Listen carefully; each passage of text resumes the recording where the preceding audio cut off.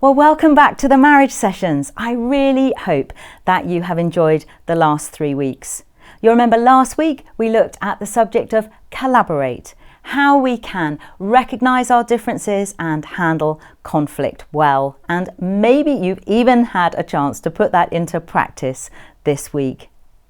But for this evening's session, we're looking at commit. What does it take to be there for each other for the long haul? So let's go there now.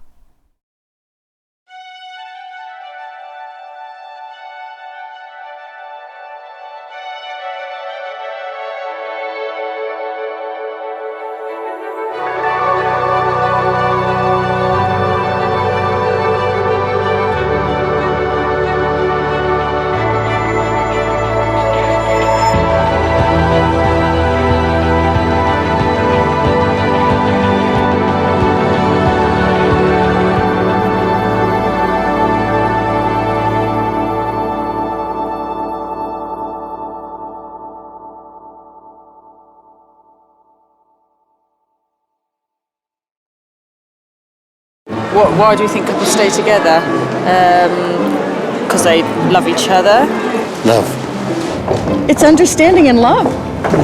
Support, like having someone to talk to when you're down. Got things in common, family, just the things you become so entwined. You've got a history. You have to work at it to stay together. Things don't always go right, and there's some days when I think I could kill him, but actually at the end of the day, I couldn't live without him. If you enjoy someone's company, it doesn't matter what changes in your life, you still want to be with them, you still want to spend time with them. The best thing about being together is building memories and sharing experiences. She just keeps me alive and interested the whole time. I just can't wait for a few more years of it. When I was very sick, he was always there, and I always expect him to be there. It sounds really cheesy when you say, oh, I can imagine when we're retired just sitting on a park bench somewhere and holding hands still. Without her, it'd be a mess. Oh, that's sweet. That's something That sounds good. the best part of being together. Yeah, we got lucky, I think, don't you? Yeah, very. Extremely.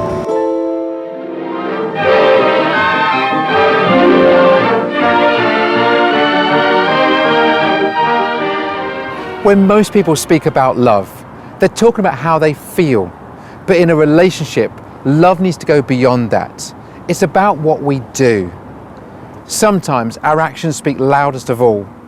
Our decision to put our partner first and our willingness to make sacrifices for them will enrich our marriage in a way that goes beyond emotion.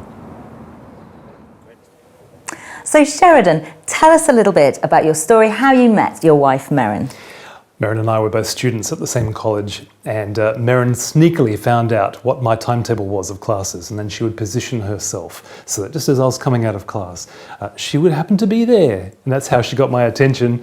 And then we kind of got talking, and then we got chatting, and then we got going for those little walks that you have, and then soon enough we were engaged, and then about 18 months after that we got married, and that was now 19 years ago. Okay, and then over that 19 years, I know that you've experienced a very particular challenge in your relationship. I think most couples, well, all couples, I think, experience some challenges. This is a very specific one. So tell us a bit about that.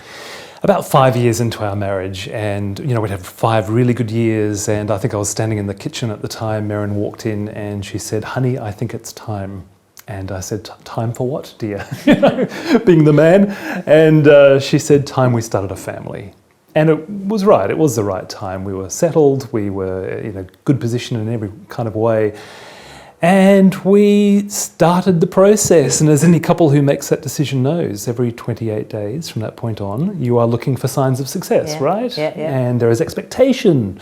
And often it's very common that after the first month or two, there's disappointment. Expectation, disappointment. And for many couples, expectation, excitement. Well, for us, the expectation, disappointment cycle lasted for months after month after month after month. About 9 months later, we went and got some tests done, which revealed there was a significant problem on my side.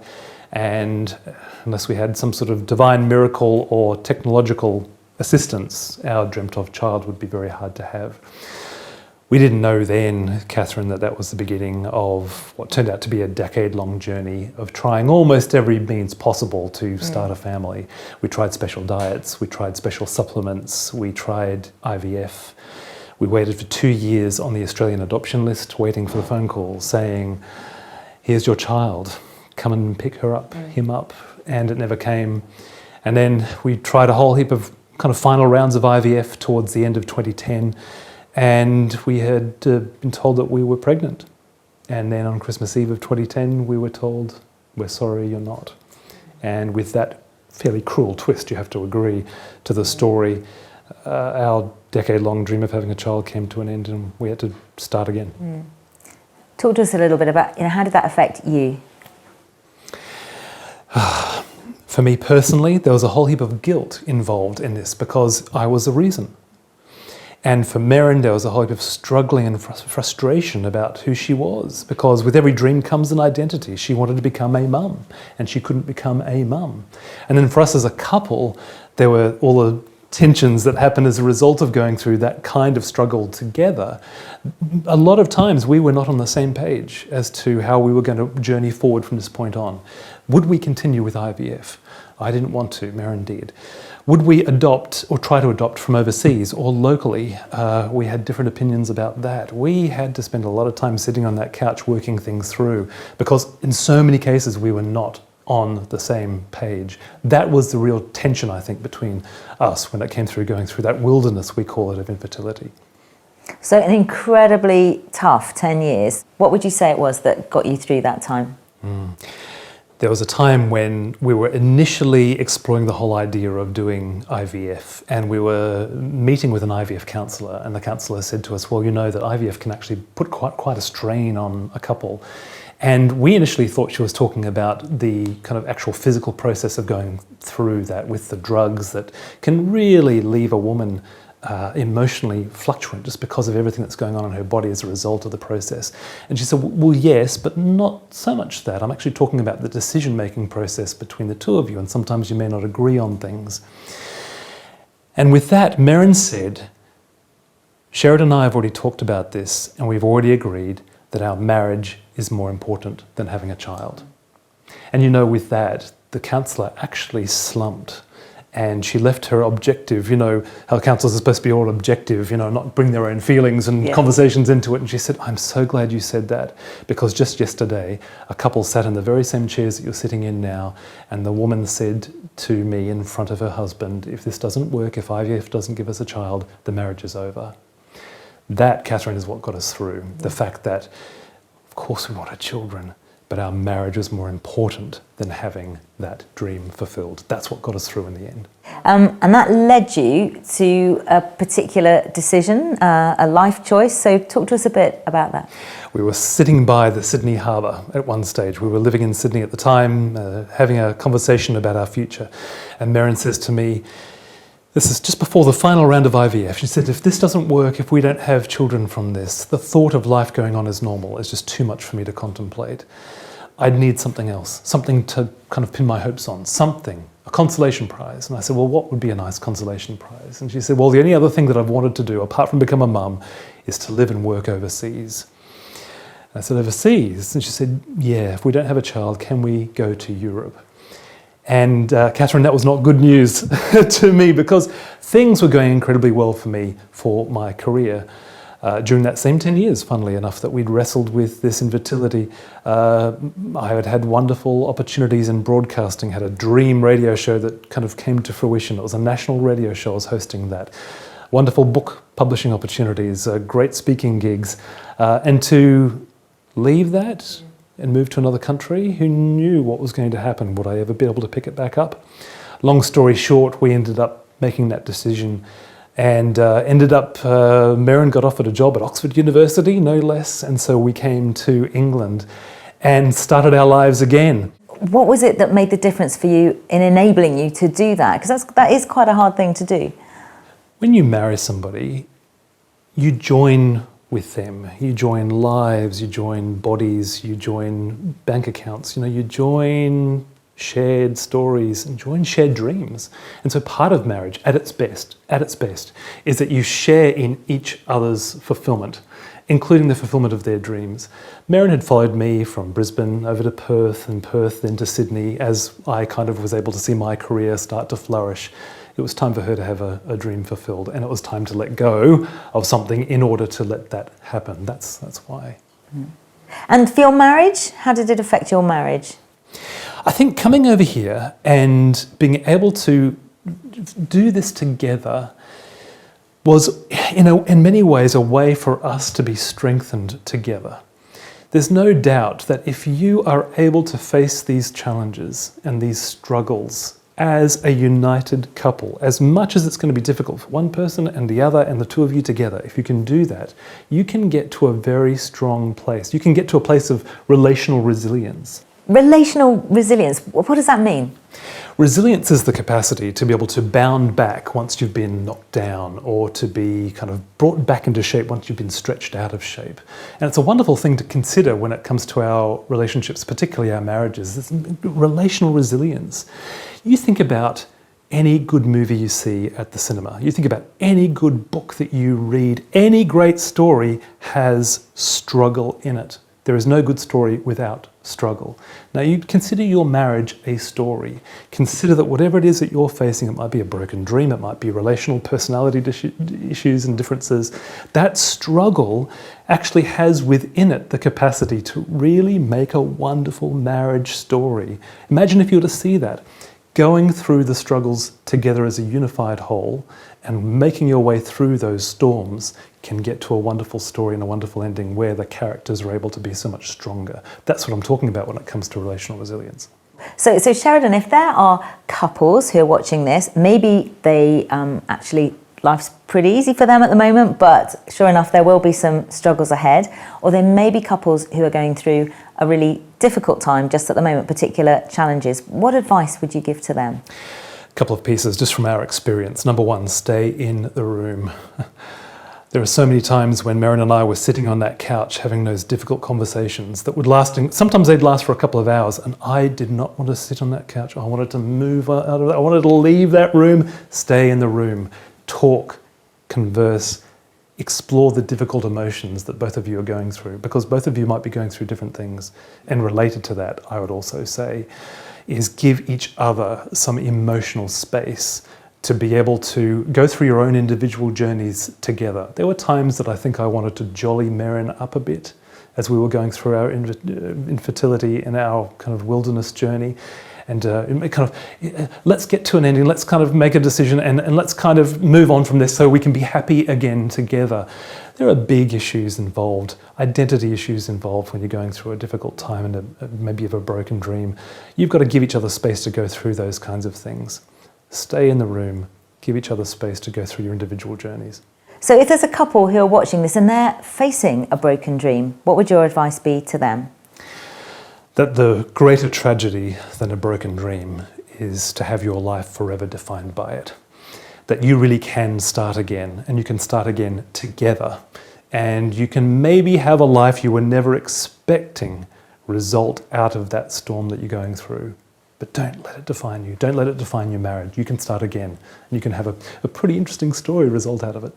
Brilliant. Sheridan, thank you so much for sharing your story. It's so helpful. Thank you. It's great, Catherine. Thank you.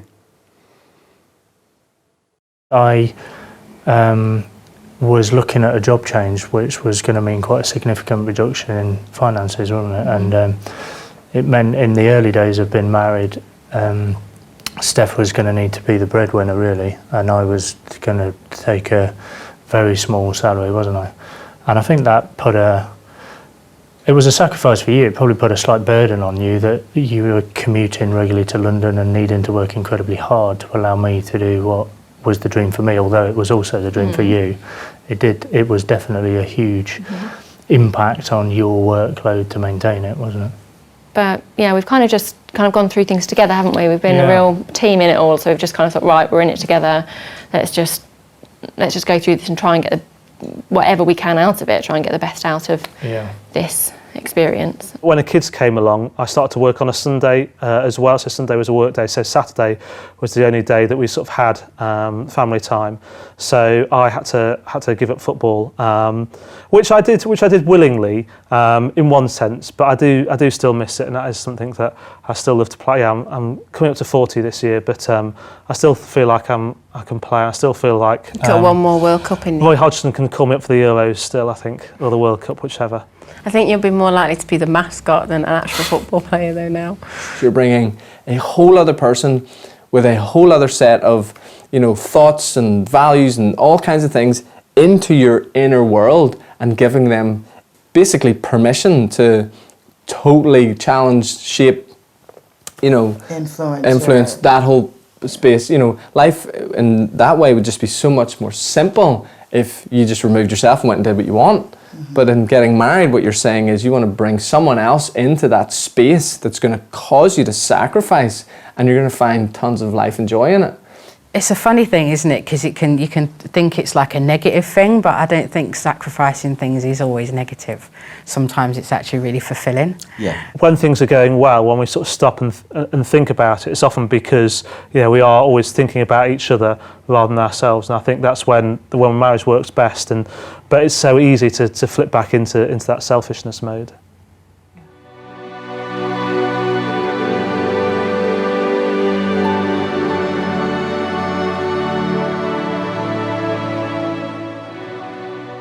I heard of a man who almost drowned while swimming on holiday. Whilst he was recovering in hospital, somebody said to him, "Did you not see the large sign warning of the dangerous currents? And did you not see the red flag fluttering on the edge of the beach?" He said, "You know what? I did see them. But I'm a pretty strong swimmer. I thought I'd be safe." I see enough pain in a week to last me a lifetime in the work that I do, and I know it's not always possible to keep every relationship together. But I also know that when relationships break, there's always pain. And the ripples often hit other people, especially children. So it's worthwhile taking a moment to think of some of those red flags that can help us protect our marriage, our family. I don't know if you remember the film Sliding Doors. It had an interesting theme. It was that taking this action instead of this action can have incredible consequences. In that case, catching this train instead of a different train. And some of the actions that seem innocent to us can have incredible consequences when we go down a particular road. We're on Facebook, and suddenly we see a previous boyfriend or girlfriend name comes up, and our hand hovers over the mouse. Should we contact them or not? Maybe it's a red flag. We're about to send a text message, a little more personal than normal, perhaps even slightly inappropriate. Would we be happy for our husband or wife to look at those text messages? It's a red flag. We suddenly come across a link to an adult website. Is this really going to help us in our relationship? It's a red flag. One woman told me of a red flag that occurred as she was dressing for work. She had an appointment later that day with a man, not her husband, and she caught herself kind of trying to look a little extra attractive. She said, "Rob, it was a real warning." So often those actions are innocuous. If anybody challenged us, we could easily rebuff them, but we know what's going on. A woman who had an affair that cost her just about everything said to me, "Rob, he offered me a lift home one night after work, and I hesitated before getting in the car. But as I got in and sat down, I knew where it was leading." See, the problem with the affair is when it starts, it's free, isn't it? The price tag says free. Little innocent flirtation, nobody gets hurt. But as it moves through its stages, it's as if somebody at the back of the shop is altering the price tag almost weekly. Now the price goes up a little, it demands a little deception. And one day we walk into the store and the price tag says, everything. We say, no, not everything. I didn't sign up for everything. Oh, yes, everything. And sometimes it is exactly that. Husband, wife, friends, family, circle of friends, sometimes job. One man said to me, "I feel as if I've unleashed a tsunami." A man walked into my office some years ago. He was about to leave his wife and 2 small children for the woman he was having an affair with in the office. He was pretty arrogant, to be honest. He said, "I really don't want to be here. My wife and friends said I should come." I said, "Well, can you spare me 2 minutes?" He said, "Yes, I can spare you 2 minutes." I said, "Take a seat." In the work I do, I see lots of this stuff. Let me tell you what I think the next 2 years may hold for you. Incredible sex, unbelievable conversation, almost teenage thrills. You'll catch yourself saying, this woman makes me feel half my age. This is the woman I should have married. But you know the problem? If this is the ordinary life, cleaning out the garage on a Saturday, taking the kids to piano lessons, doing the household chores, the problem with the ordinary life is it gets boring. And we flip off into this incredibly exciting affair. But you know what normally happens after about 2 years? We suddenly click into another ordinary life again. And the car won't start in this new life. And bills still come in, and the ordinary invades. One psychologist put it like this. He said, the other man's grass may be greener, but it still needs mowing. And when that happens, you may wake up one morning and you'll wonder what your kids look like first thing in the morning. I know you'll still see them at weekends and Christmas and holidays, but you'll wonder what they look like as they wake in the morning. And it's not at all impossible that you'll look back at things that used to drive you crazy your wife did 2 years ago, but now they won't seem such a big deal. And it's not even impossible that at that moment you will look at the woman lying next to you, and she will not seem quite as attractive as she does today. Now that may not happen, but I'm telling you I see it time and time again. He didn't say much, he just said thank you when he walked out. He never did leave his wife and kids. They're still together today and actually very happy. And I suppose even at that last moment he saw a big red flag. Now you and I may have walked past a dozen red flags. We might have got many things wrong, but it's not too late to say no, enough, stop. I'm going to protect my marriage, my family.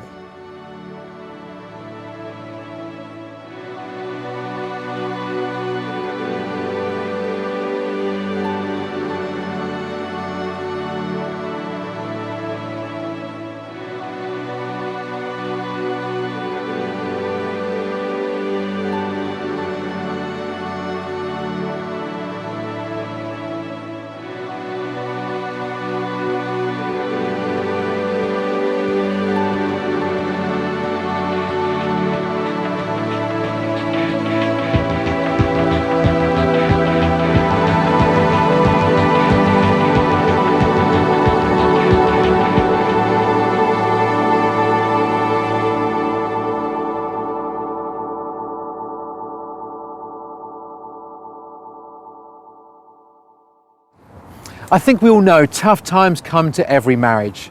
Some couples experience challenges sooner than others. But for all of us, there comes a time when our relationship is put under strain and our commitment is tested. It is when the going gets tough that we can face choices that ultimately define our relationships. And it is these choices that can not just hold our marriages together, but strengthen them. I sometimes go to a little cottage in West Wales, very, very near the beach. And a couple of years ago, it was a lovely August day, and I'm walking on the beach, and it really was beautiful. The sun was catching the water, it made it look like diamonds, and the hills looked lovely, and the beach looked fantastic. And as I was walking back up to the cottage, there was an old fisherman sat there. And I said, it's idyllic, isn't it? I don't know if he was just tired of tourists or whether he was always grumpy, but he said, you should see it in January. And when I walked on the beach the next day, it was equally as lovely, but I felt the sea and the hills and the sand whisper to me, would you love us in January? I honestly believe that January love comes to every relationship. This is a time where perhaps we don't, at least for a while, feel particularly in love, where we have to love not just with the heart, but with the will. We have to love not just because of sometimes, but in spite of. And I know we don't want to live in January love all our lives, but I'm convinced that unless we do learn to love in January, we'll never know a long-term love with anybody. I remember a young couple coming to see me. I suppose they're about mid-20s. She's cradling a little baby about 6 months old. And I say to this young man, why are you leaving your wife and your little girl? He said, because I don't feel in love. When we got married, I so much felt in love. And I said, did nobody tell you that the feelings of love go up and down? Did nobody tell you that often after the birth of a little one it can be hard going for a while? Perhaps sex is not so great and there are all kinds of pressures. Did nobody tell you sometimes you have to fight to keep love alive? Did nobody ever tell you about January love? And he said, no, nobody told me that.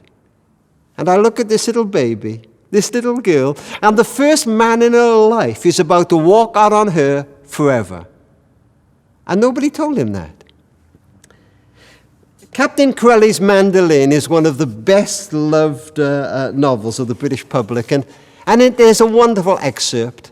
The father, Dr. Inanis, is giving his daughter Pelagia some advice on the real nature of love. She is head over heels in love with this dashing Italian army captain.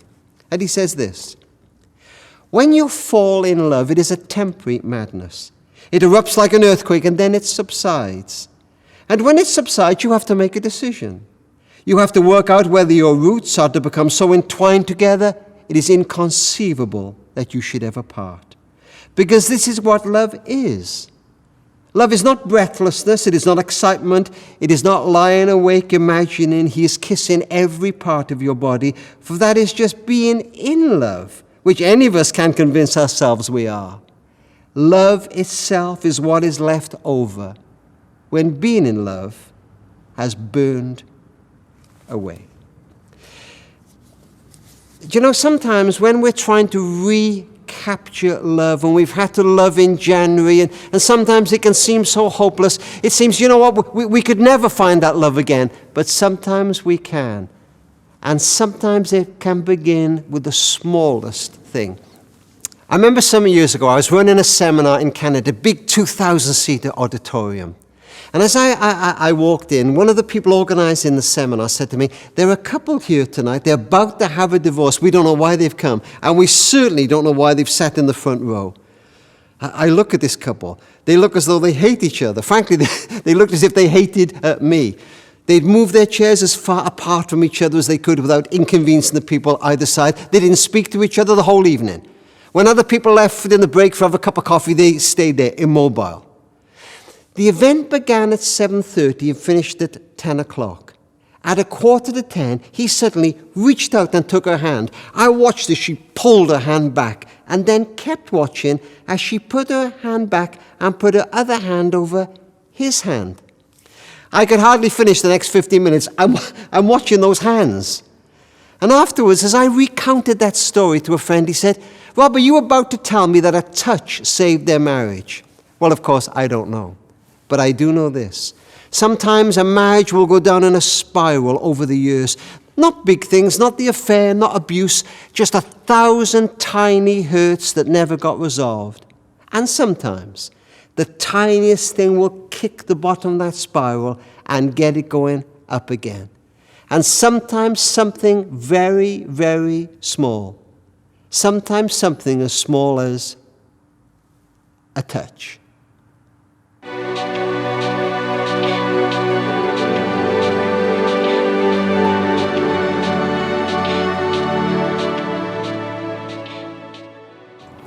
In life, unexpected challenges happen.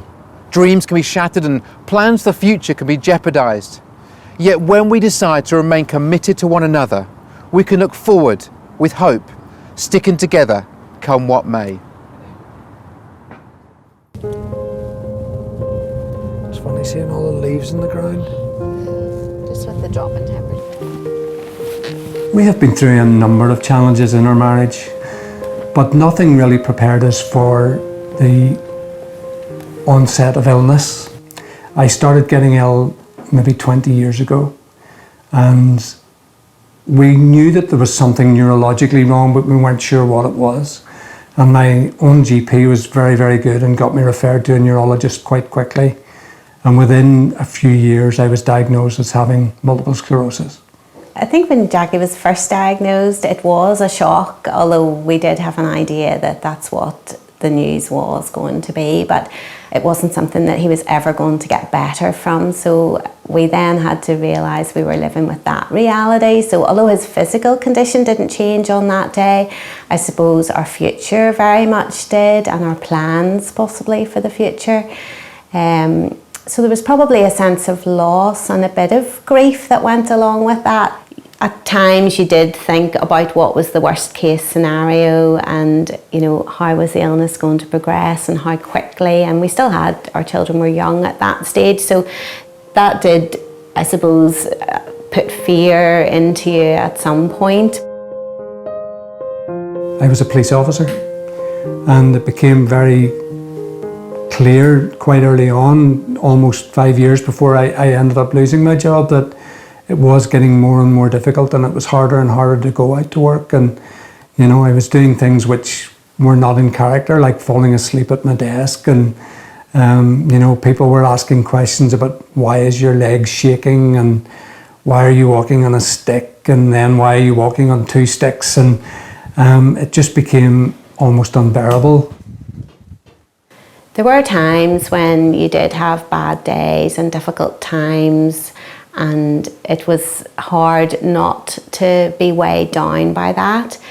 The reality of it was you still had children to get up and out to school every day. I had a job to keep down so that we had a roof over our heads, and so really there was no question about just giving up. We just had to go on this journey.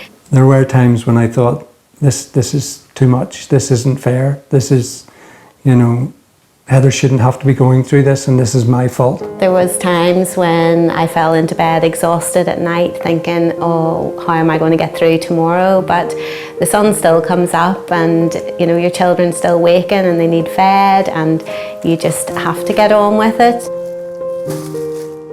It is what it is. I have it, I can't get rid of it.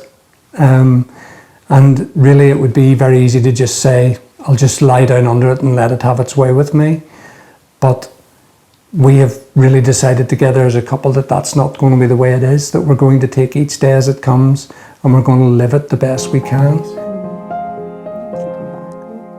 I think we throw words about willy-nilly very easily today, and you know, for me, commitment's not an easy thing, it's an important thing, but it is only a word until it's tested. And I think when you're tested in your marriage, then quite often when you look at each other and you commit to each other, it strengthens you. And no matter what comes, your marriage can become stronger and better. I think we just very much try and walk the journey together and realise that we're better together than dealing with things individually on our own, and a problem shared really is a problem halved. So that's our attitude to the difficulties that we come across. My MS is not the end of our relationship, it's just something that's happened on the journey. But for other people it could be all sorts of difficulties that they face along the way. But when tough times come along, those are the times that you've got to say, I still love you even though things are tough. And I will still love you tomorrow, and I love you the day after tomorrow, and I love you for as long as we're together. Nice outside. Yeah.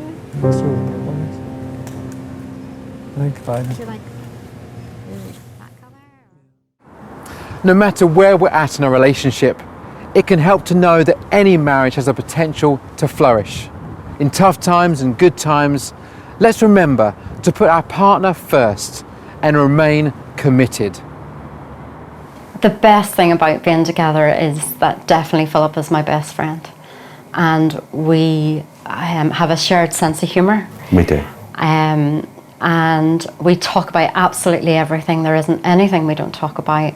Being silly is my most favourite thing about being together. We have a lot of fun, I think, as a couple. That's one of the, I think so, true. but we can really make each other laugh. I love the fact that I've got someone there who's my sort of champion, and I know I can go back home and they're there and they're fighting my corner. You know, it's not been all that plain sailing in the 10 years we've been married. Actually, we've already endured quite a bit of pain in terms of physical illness and losing loved ones. Yeah. But being together in the midst of it has been just the most incredible thing. The strength that we've drawn from one another, and the fact that we get to journey together has been wonderful. Yeah. Long may it continue. Yeah. It's a lifetime. So 3 children, 7 grandchildren, 1 great-grandchild. Yeah. It's great. Yeah. The exciting things are more exciting. The happy things are more happy, and the sad times and the stressful times are made easier and less anxious and less, less of an issue because you got someone with you doing it with you. So that's for me. Beat that. I was just thinking that. How do I top that? It's just being there, you know, and knowing that we're there for each other at any stage. That's the important thing, and there's a real security in that. Yes, security.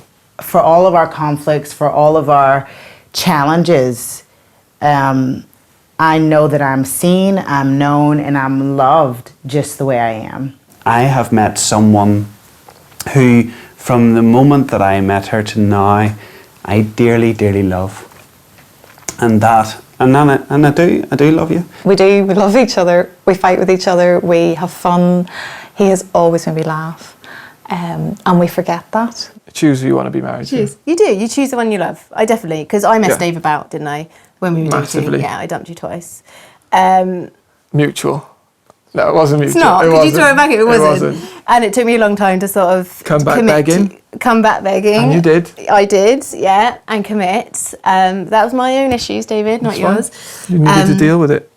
And I did, and I think I chose to love you as much as I was attracted to you and loved things about your character and stuff. It was making that extra step into, do I see him as my husband? And I did. And here we are, having a ball. Cracking.